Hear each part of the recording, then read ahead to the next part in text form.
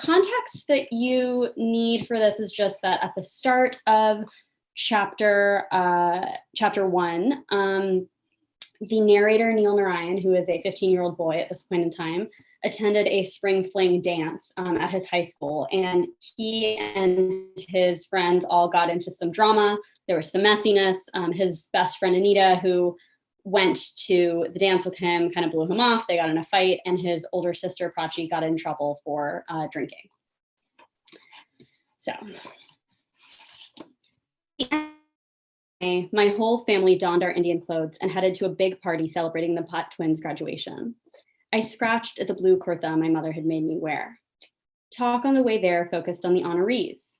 Jay was Ivy League bound in the fall, while Meena would attend a state school, and not one of the better ones in my parents' eyes. Meena's fate offended my mother. She fooled around all high school, didn't she? My mother said to Prachi. This was the latest tactic in the wake of Prachi's spring fling moral miscarriage. My mother would ask her to recite the fates of those who fooled around, which might, in her view, include anything from neglecting to take AP biology to shooting up hard drugs. She educated us about the wider world by assembling a kind of shoebox diorama of other people's lives, a cardboard drama. She arranged the characters and showed you how they were doing it wrong, turning the diorama into the set of a morality play. Upon arriving at the Putts, I prepared to abscond to the basement. Basements were the safest places to survive an Indian party in the suburbs.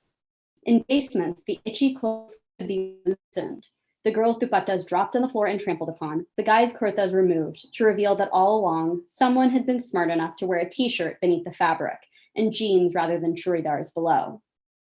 In basements, you never encountered garish images of multi-armed gods or families shot in mall photography studios, sisters draped in lengas and brothers' hair stiff with gel.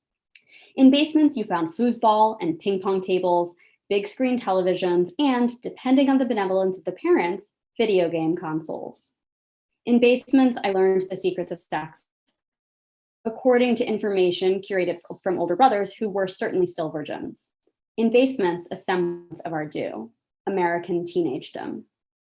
The Narayan family basement was, by the way, unfinished. Lavish smavish, my mother whispered as I made around. This was her general opinion on the Putts and on any carpeting or television below the earth. New graduates kicked back in oversized leather recliners. Meena Putt sat on the lap of George Warner Wilson, who had spent high school as one of the only white people among Asians. He was going to Georgia Tech in the fall. I continued dwelling at this demographic crossroads. Nilo, Nilium, Nilius, he said through his sinuses, saluting me. I waved. Your crew's in the exercise room, he pointed. As I opened the door, I heard Meena sigh with a voice less damned per my mother's diorama than insouciant. Can someone bring me something that's not frickin' Indian food? The gym looked unused. Half the walls were mirrors. Folded up against an unmirrored wall was a treadmill draped in plastic. Mounted in one corner, a television, and beneath it, a video game console. A report of gunfire went off on screen. Fuck you, Osama, this is America, yelled Karthik Jain as Alim Khan's avatar, a square-jawed white soldier, expired. Anita sat cross-legged on the floor, examining a glossy magazine. She hovered a pencil above the pages, marking off answers in some quiz. Oh, good, Neil. Everyone was wondering where you were, she said in that brisk voice of hers. Her eyes alighted on me for only an instant. Anita was a bit like a wind-up toy, capable of spinning fast for a period, laughing easily, tending to social niceties, only to run out later in private. When it was just the two of us, she'd always been slower, laxer. Amnesia, I thought viciously. Ignoring me all spring, and now here she was, bending over the magazine so that I spied the top of her newly grown chest. Now Anita was turning to Alim, saying, you got bees, so your future wife is Lauren Bennett. Giggles from Manu at the improbability. But really, don't take it too seriously. These are designed for girls. Anita loved these games and quizzes. Anything that offered a prognostication. Anything to help her better articulate her future, no matter how trite. I understood why. A positive result, you'd marry Melanie Cho, could turn you briefly dreamy with a picture of life to come. The worst result you could land in one of these divinations? Shruti Patel. Who do you get, Anita? I asked. Jake Gyllenhaal, she smirked. Doesn't count. I said, Isha Aurora put in, no celebrities. Whatever, Anita said. It's not like we know the people we're going to marry now. Like, what about the whole rest of life? I could meet Jake Gyllenhaal sometime, or whoever. My parents met when they were 16, Juhi said. Yeah, and got married marriage. Anita gave a little shiver of revulsion, one that I'd seen before when she spoke about the parents of Hammond Creek, whose lives she roundly disdained. Anyway, it's not like I'm going to marry an Indian guy. Everything hung dead in the air for a moment. And then Juhi and Isha took a fall, looking around at me and Manu and Karthik and Aleem. The video game was forgotten. A soldier spun on screen, displaying his machine gun impotently. I mean, no offense, Anita said to the air. Yeah, well, it's not like I'm going to marry, Manu was saying, when in came Shruti Patel. The room stiffened at the sight of her, standing there in her wiry, frizzy manner. Her presence fractured a party. You were too aware of the sound of her mouth breathing, the way her face contorted when she tried to participate. It required emotional labor to include her, and it was simpler to dispense with all the kindergarten rules of engagement and ignore her. That day, Shruti seemed to know more than ever these facts about herself. Those bushy eyebrows, which so often met in the middle of her forehead as she considered a problem in class, raised almost to her hairline and then flattened. She wanted us to believe she had never given us any thought at all, though behind her, Mrs. Putt was saying, see, Shruti, I told you all your classmates were hiding out down here. Which was when Isha, eyes on Anita, said, guess who you're going to marry, Shroots? She and Juhi snickered. My eyes met mine as we both considered intervening, but you had to save your ammo for yourself. The derision could land on you anytime, and even among friends, it had the effect of total destruction. It took so much to gather yourself up into some semblance of a person every morning. A rash of mocking could undo all that in an instant. I sat with my back against the wall and laughed as quietly as possible. Wow, thank you so much, Sanjena. And thanks to everybody in the audience for tuning in. I'm really excited to have this conversation. I see some friendly faces in the attendees, but for those of you who don't know, Sanjena and I are not strangers to each other. We met when we were aspiring writers in the same grad program, and it's very special to be having this conversation and in the virtual book space of Literati, which is legendary, as we know. Quick tech check, and I will ask Sanjena this. Can you hear me and see me okay? Okay. Yeah, you look wonderful. Okay, there was just like a weird glitch. It's been a year of Zooms for most of us. It's good to know if people can actually like hear and see you. Okay, so I'm going to talk very briefly about Gold Diggers to orient those of you who have not yet bought the book, which you should. Gold Diggers is amazing. It's this delightfully plotty romp that carries us through the striverful classrooms of Atlanta suburbia over to Silicon Valley, aflame with Midas fever, and from Bush era adolescence into mid-adulthood. We follow Neil, one of my favorite characters in contemporary fiction, who's this intelligent and funny and quietly haunted and lovably flawed first generation Indian American man who is, like many of us, trying to get the girl. The girl in question, Anita, who you heard reference to in Sanjana's wonderful reading, just so happens to be brewing an alchemical potion with her mother, who makes a living as a home cook caterer. Not a spoiler, it's in the blurbs. And the potion's recipe is passed down in a matrilineal tradition, and it helps the drinker capitalize on another person's drive for success. So it's fabulous, genre bending. It explores how people can get and how far people can get and also how far people can go on the drug of ambitions that don't come from ourselves, on borrowed ambitions. And it's also really about the search to articulate one's place in American history, to figure out how to claim a place and to claim a history when it always has not been offered up to you. So I'm a fan, as you can probably tell, and I really encourage any of y'all to buy the book, to read it, to leave a review on Goodreads, all the rest of it.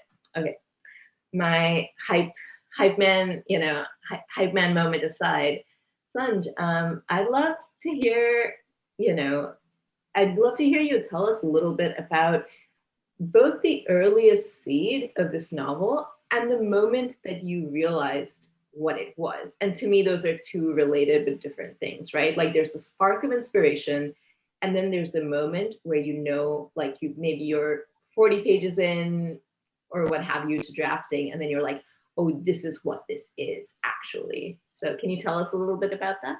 For sure. Thank you for saying all those nice things. I am very, very touched.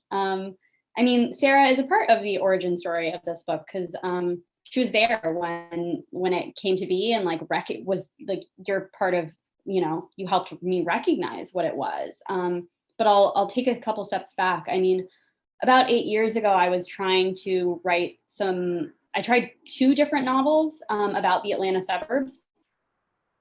And they were really bad. They were extremely self-serious, very somber. I was writing basically almost entirely realism at the time. And I was writing realism in a way that I thought I was supposed to be. I thought I was supposed to be writing this sort of musical and lonely story because that's just how I thought I was going to be taken seriously as an author. And it was awful. So thankfully I threw that away. And I kind of switched up how I read and how I wrote. I started writing mostly speculative fiction. So magical realism. I did some sci-fi. I don't think I really understand technology well enough to do good sci-fi, but I basically started bending reality, and then all of a sudden my writing got fun to me again. And so that's the back context. Fast forward a few years, at the start of Iowa, I had been thinking a lot about these gold thefts that were happening around the suburbs of Atlanta when I was growing up, because I was curious about who might have participated in these. They happened in a lot of suburbs wherever Indians were. We keep a lot of gold in the house, and really it's not secure. People should get lockers, but often there aren't lockers. There's just a lot of gold lying around in spare rooms. And my mom always said the people stealing this gold, they must be from the community, because they know where to go. They know how to pull off a little heist every single time. And so I became really interested in the prospect of writing about people who were in the community, but also stealing from their own community. And that led me to think about, okay, it's a conceit, it's a mother and a daughter. It's a mother and a daughter who are maybe on the fringes of society, so they have a reason to steal. But all of that is just idea stuff. That's not novel. And I think, as is probably the case for a lot of writers, I figured out what it was going to be when I had the voice. And that voice came from leaving behind the direct story, what I thought of as the direct story at the time, which is the mother and daughter who are the gold thieves, and actually head hopping into their neighbors, Neil. And so it was when I met Neil, I was like, oh, this voice makes a lot of sense to me. And you witnessed the workshop where the first chapter for workshop, and I was still kind of figuring out who Neil was, but by the time I had his voice, I believed in the thing. Amazing. I see we have a decent number of writers in the list of attendees. And one thing that I often have found myself asking, as somebody who has put projects away, abandoned projects, looked at 200 pages of writing or 400 pages of writing and not known what the future of a project could hold. I'm curious about about what your practice is when it comes to sort of sustaining hope and hope, belief, inspiration. It's not an easy thing. And I'm curious if you have any lessons that you'd like to share with the rest of us. I think a lot of it comes from other people.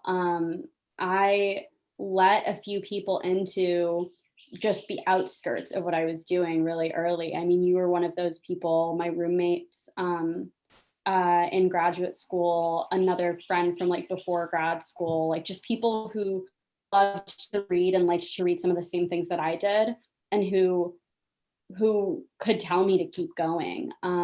I think the other thing that was really useful for me was maintaining like a really rich reading practice the whole time. Like I have heard of writers who just can't read when they're writing, but that would make me much crazier. For me, it was like, okay, I'm stuck on this section. I'm gonna read 3 novels whose like middles I admire. And that's a really, it's like a really like workman-y way to think about how a novel could be built, but to be like, what was a novel where I wasn't bored in the middle? Let me go study that. Like that was essential to me, to just remind myself that there were like multiple paths through a book. I love that. I love that. And I mean, this is something that I did not always know. And I discovered from watching you and other writers that I, was in relationship with, like, just navigate that. And for me, the takeaway was like, oh, like, I think I'm alone, like struggling in the garret, trying to figure out a problem that no one has ever encountered before. But actually, people have encountered it, and been able to come up with their own craft solutions to it. Can you tell us about some of the books that like you feel like Gold Diggers is either, well, I'm interested in 2 things, like the books that Gold Diggers is in conversation with, and interpret that however you want. And also the books that were strewn across your desk in the attic in Iowa City, the books that you went to like help you sort shit out. Yeah. Well, they're sort of similar. I mean, the big book that I took a lot of stuff structurally from is All the King's Men by Robert Penn Warren, which like no one will read this book and be like, wow, this is like a modern reincarnation of All the King's Men, which is about a journalist who ends up working for the Louisiana governor. And there's this like long section where he's a grad student in history. And it's like, that's a novel about like the South and politics. But it's also a novel about a sort of disenchanted, cynical yet romantic young man who has big ideas. He's really grouchy. He's kind of sassy. He's kind of snarky.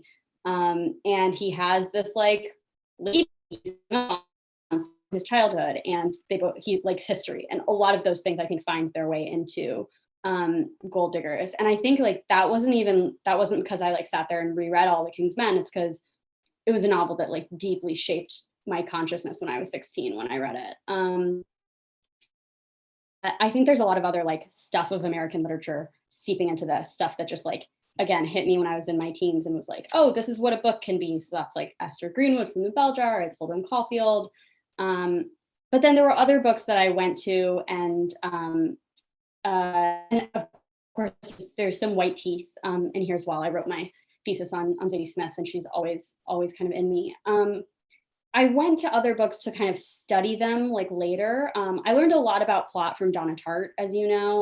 Like I think it's incredible to have like a 700-page book, The Goldfinch, that you just like really don't want to put down, and like not that much happens in a lot of it. So like when I was thinking about like how you make people want to keep going through a book, I was just like, all right, let me think about this. I thought a lot about A Tale for the Time Being by Ruth Ozeki and Cavalier and Clay by Michael Chabon, because these are books that just like, they felt like, especially in the large, they had big ideas at stake, but they also found ways to dramatize those ideas through like historical cutaways and then also like character arcs. One thing something I often note, let me put it this way, is that writers don't always get asked craft questions in these conversations, and I, want to strike a balance. But something I am explicitly interested in is like how different writers approach the challenge of how do you steer the reader from point A to point B when there might be 400 pages in between, right? I think that one thing that I find a little bit bemusing is like the degree to which like there are interviews with writers that are just, and particularly, brown and black writers or female writers who are just pumped full of biography mining questions the whole time. And that's, in my opinion, in part because they're not being taken seriously as like architects of an art object, like, and people who are trying to say something about the world, you know, and the different aspects of it. So yeah, so humor me, audience, and we will move off the crock questions eventually. But for now, I'm just curious about, like, what have you learned about creating propulsion? Character. I like we've both taught creative writing and taught like undergrads in particular, and there's something I recognize in the like very brainy, often male, like sophomore film major dude who comes in and is writing because he like read a lot of I mean like Pynchon thing, and like for that writer, it's like it's all concept, and like I was like that. Like I had this kind of like, you know, I wanted to be pyrotechnical, and to have like sassy ideas dropped in everywhere. I wanted someone to pick up my book and be like, wow, there's a brain at work here. But like that's that's fine. It's just like not interesting if there aren't also humans in the pages. And so I think it took like, I think this is why people say like don't try to write your first book that young. I think this is actually one of like major flaws in the you got to hustle your first book out before you're 20 whatever, otherwise you know have not made it, because like you have to understand how life functions, and that's what creates natural propulsion. Like narrative propulsion is just like the beat of life, and that is only possible when you like that being brainy is not cute and cool and sufficient, that like you have to have characters who have vulnerabilities and like shames and losses. Yeah. I love that. I love that. You did a ton of research for Gold Diggers, and there's like a whole research, not appendix, but like a footnote that elucidates some of that for the reader. But can you tell us like what that process was like, and if you have any stories from it? Yeah, sure. So the novel takes place largely in 2006 suburban Georgia, and 2015 Silicon Valley. Those are its two major parts. But there are cutaways to 1980s Bombay and 1849 Gold Rush, California. So for the 1980s Bombay sections, I called up my uncle, who went to school in Bombay in the 80s. And it was a really cool experience. I was a journalist before, so I kind of thought I knew like the material I needed out of someone. I was like, tell me about what campus looked like. Tell me about like how you dated in college, all of this stuff. And the thing that I loved about that was that it wasn't just about me getting information about his life. I learned a lot and was able to shape the section set in Bombay based on like his inflection and his emotions as he told me these stories. He talked a lot about like kind of finally getting a chance to like be a kid after years of studying and hustling to get into school, but just playing in bands and like loving music and being into theater, and like none of these things jived with what I thought of as his years at this like highly intense engineering school. So that was like one really exciting way of doing research. The other is just reading a lot. And I researched alchemical traditions in ancient China, India, and Europe, to get some senses of how this like what the properties of gold and the rules of magic were going to be in this world. And then the last major chunk of research I did was on the gold rush. And that was really fun for me. I knew that I was going to want to have kind of historical roots of gold in the book in some form. And like I had some of the alchemy stuff to cover India, but like the American gold rush, I was already writing a story about gold thieves. I had the contemporary conceit, and then I was like, well, I have to have a connection to the gold rush because I want these characters to feel their sort of like genealogy, and the connection to this intoxicating metal. And so I was partway through writing part one when I came upon a travelogue in the Library of Congress archives, written by a German man who had been traveling in California in 1849. And it told a story and only known in the text as the Hindu. And it was the story of an Indian man, potentially, in California who was accused of stealing gold. And like all of these white men got together and decided he was a thief and chased him down. It was the story of a lynch mob. And it was chilling. like, I had no idea that Indians were here. And also this, I will never know what happened to this man. Like, there's just no way of knowing what happened to this man because he's nameless, he's faceless, he exists in the margins of history. And so what I had originally hoped would be like, you know, a whole like 60-page section set in the gold rush. It ends up being just a tiny bit of the book, but I gave my narrator, Neil, a lot of the feelings that I just described to you now, like this feeling of loss and frustration and realizing that like I was never going to know who this person was. Neil kind of has to have a set of feelings when he tries to chase down this similar story, and he tries to learn who this Indian man in the gold rush might have been. I love that. That's really powerful. Actually, something that I found really intriguing and moving when I was reading and then rereading the novel was, Neil, such a complex character, so three-dimensional, but and one of the things that animates him is this search for an ancestor. And what I find interesting is he's not looking at, like, his family is present in the novel as characters, but he's not asking about like his aji and his like aji's aji. Like, he goes looking in the archives and he goes looking for a non-genealogical ancestor. And I'm curious if you like want to share anything about that, like how you sort of arrived at that choice for him. Yeah, that wasn't like an explicit choice. I think it was more just a reflection of Neil's like state of being in his family. Like he's kind of grouchy. He's fine with his family, but they're not that tight. Like he isn't going to sit down with them and be like, please tell me your story. But I also think that's how a lot of people are. I don't think a lot of us who are interested in the concept of home necessarily like go sit down and like stare our family members in the eyes and are like, tell me everything about your belonging. For Neil's an intellectual, and he does go to grad school in history, and he's a pretty bad historian because he's high all the time, but he is trying to do his job at various points in the book and is trying to find that, like, he externalizes this emotional journey and tries to make it an intellectual one. Love that. I feel like, so you and I are around the same age. You're a little bit younger, and in my experience, like, we have seen this careening arc, in the last like 10 or 15 years when it comes to the subject of representation. And I'm talking mostly about representation in the schema of like politics, but it's also like absolutely made its way into art. But I came to the, for those of you who don't know me, I came to the US about like 13 and a half years ago with my family. And I can tell you right now that there was not that much discussion in the mainstream about like people who look like me or like Sanjena being like reflected back at us.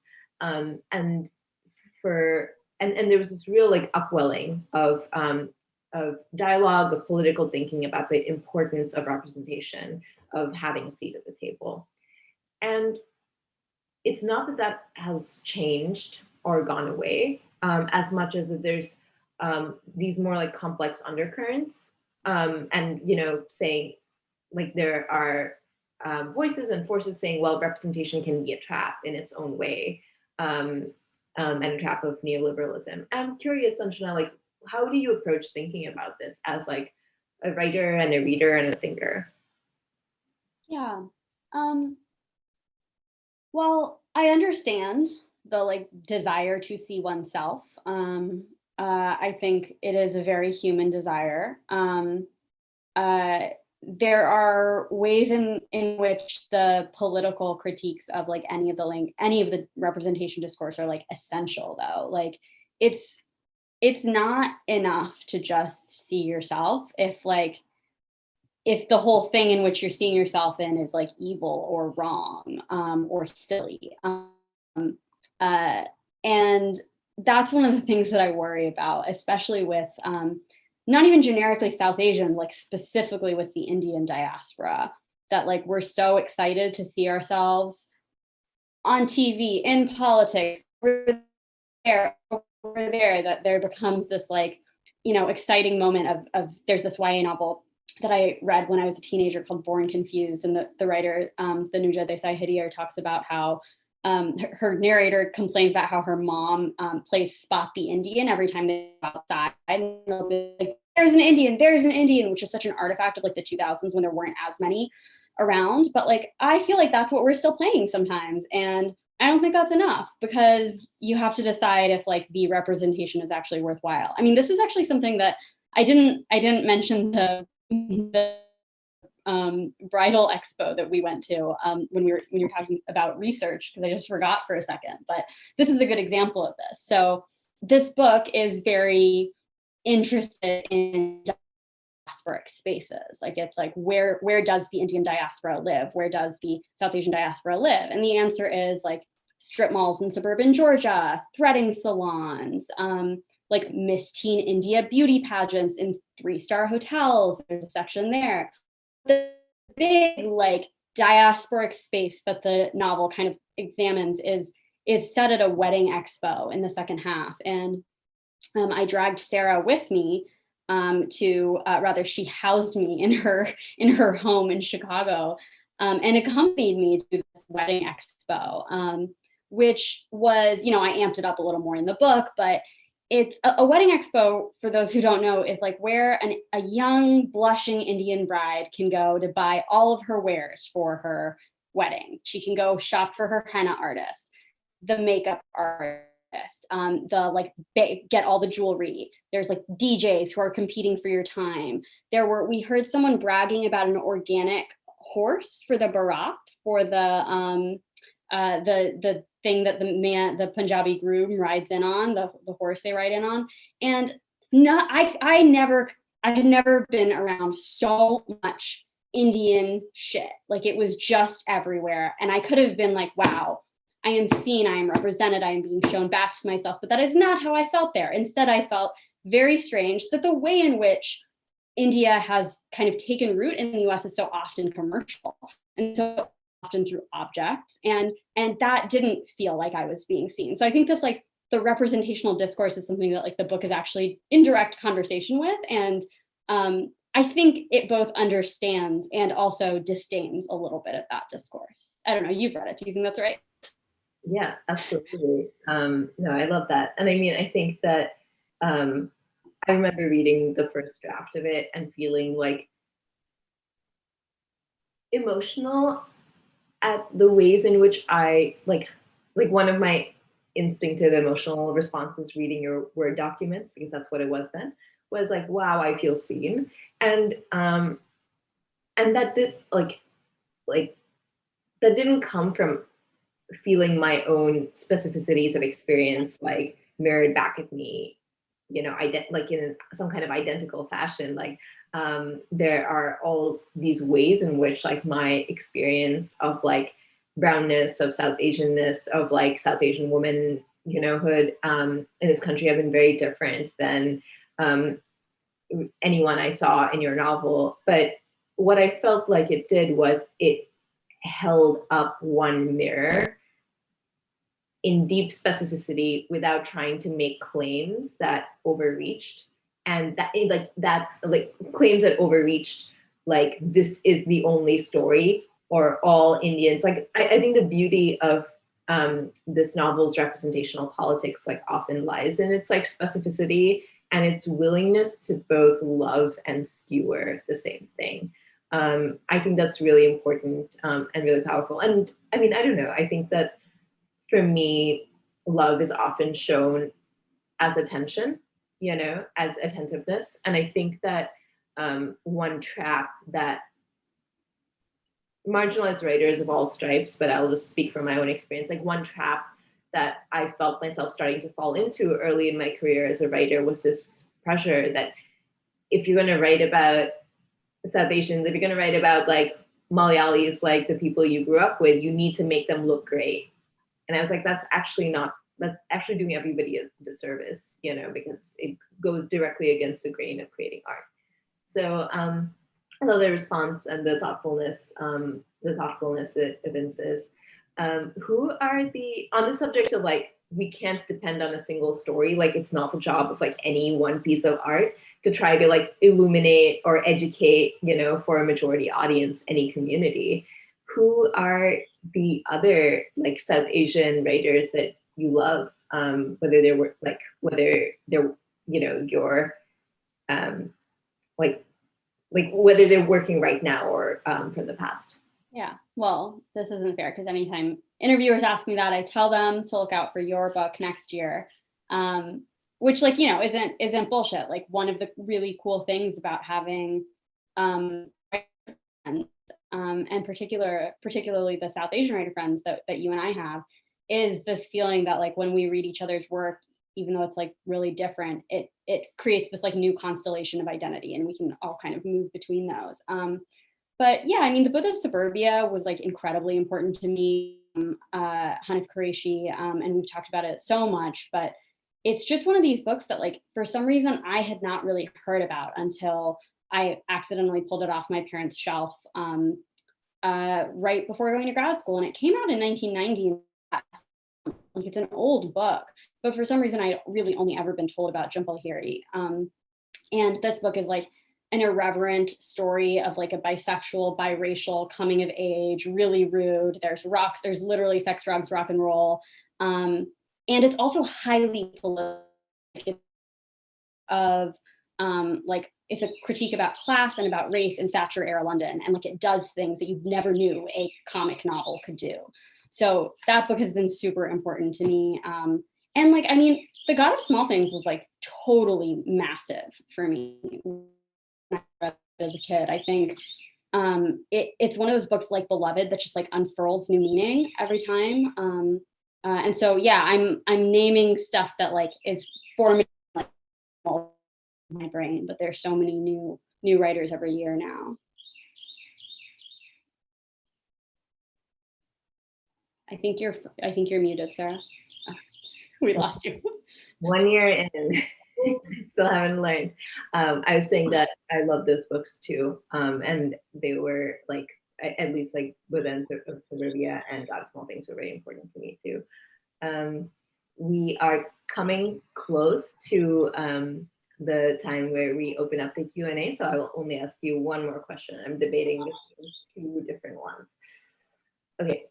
My final question is, for now, is if you were having a dinner party with 3 writers, alive or dead, who would you pick, and what would you eat, drink, or otherwise imbibe?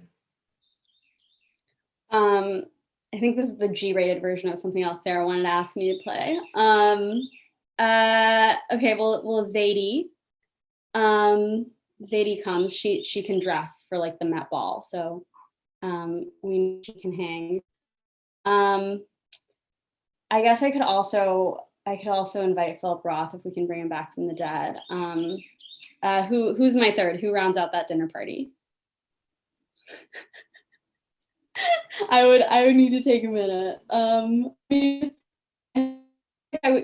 You've got to have like a Toni Morrison, but I don't want her to have to be at that table with that chemistry of people. I don't think that I don't know who it's very stressful. Yeah. I love that. What would they be eating or drinking? Or what would you all be eating or drinking? I would get it catered by this restaurant in Atlanta I love called Chai Pani. They kept that in the pandemic.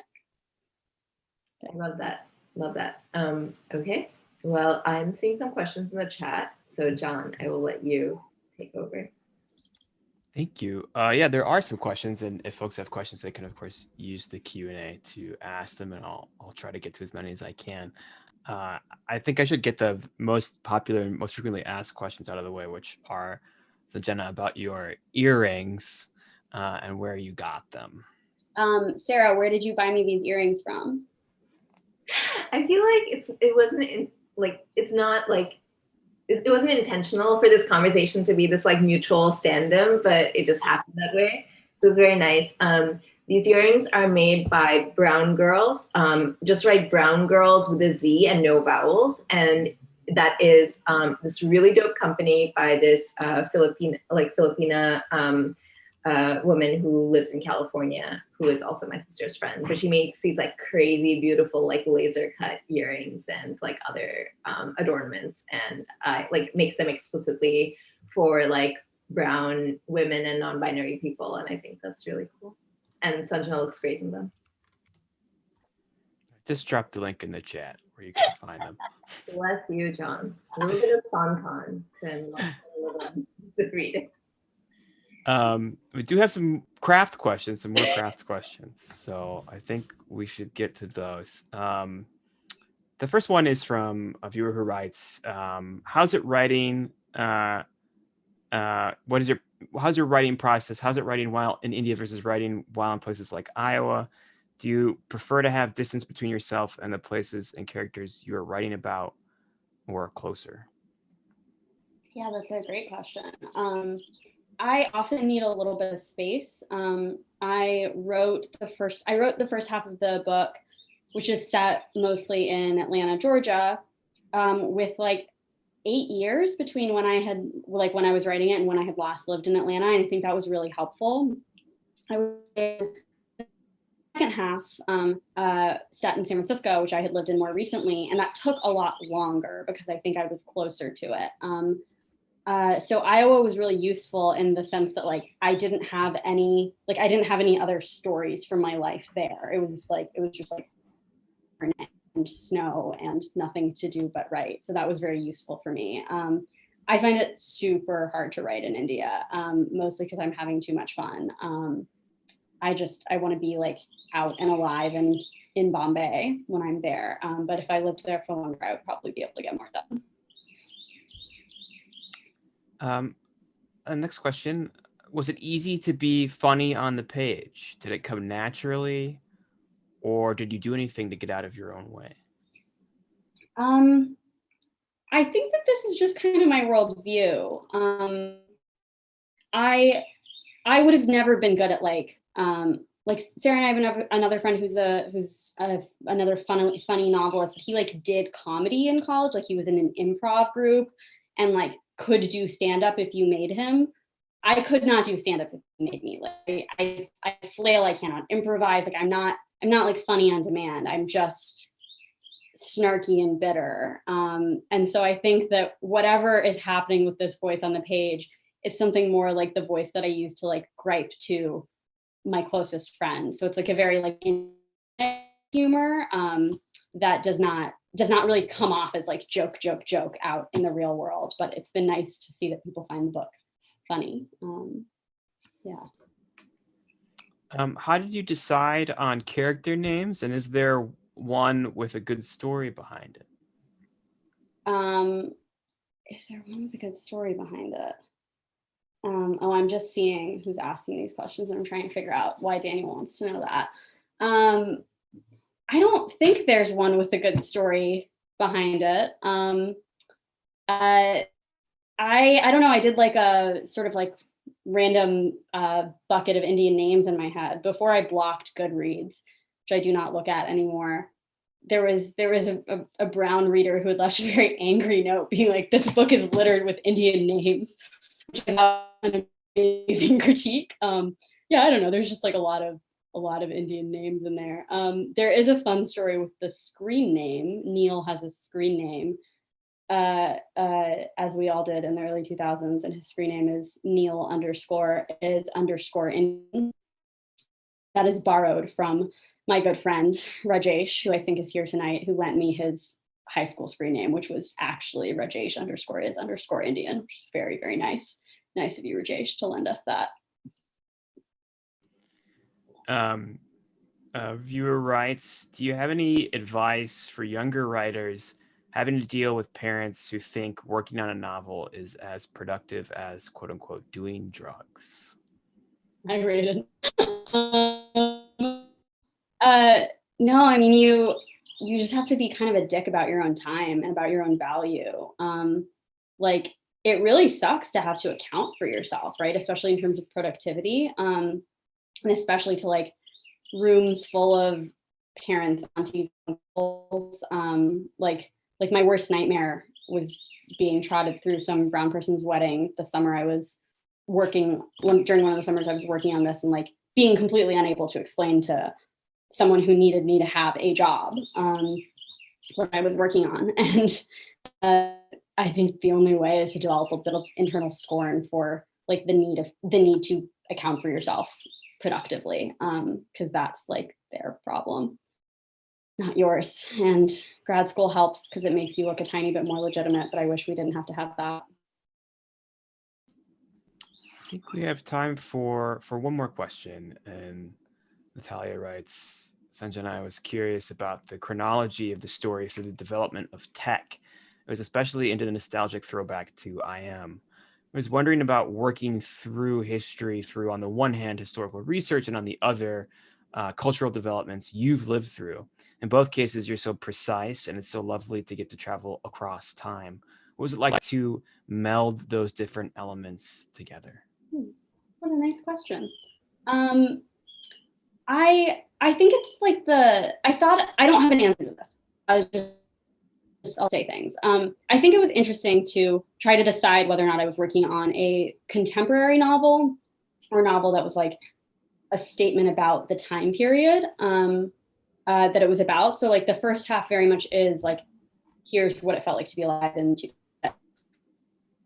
But I was writing 2016 in about 2018 when it didn't feel like I was saying anything about history. It felt like I was writing something about the present. And so I think in both cases, like it just requires for me, it required gathering a lot of specific details from the moment. And that's where humor helps too. Here's what was very particular and funny in 2006, suburban Georgia. It was that all of us on the debate team were brown in a school of white people, and our team motto was UPS, what can brown do for you? That is like a particular constellation of like cultural and historical events that makes for a funny, realistic detail. And then finding a version of that like in 2016 Silicon Valley, and being like, what did it feel like to be at a party where everyone is fundraising all the time? And like that is a detail of the Valley in 2016. And that's, I think, where like you can leave off the historical stuff and just be in the present, do realism in both places. That's how it worked for me. But sounds like she has a nice thesis about how it works better than me. Well, we have reached the top of the hour. So I just want to once again thank you both for joining us at Home with Literati. And of course, folks can purchase Gold Diggers from Literati in the chats if you're watching us live, and if you're watching us later, there's links in the YouTube description right below me.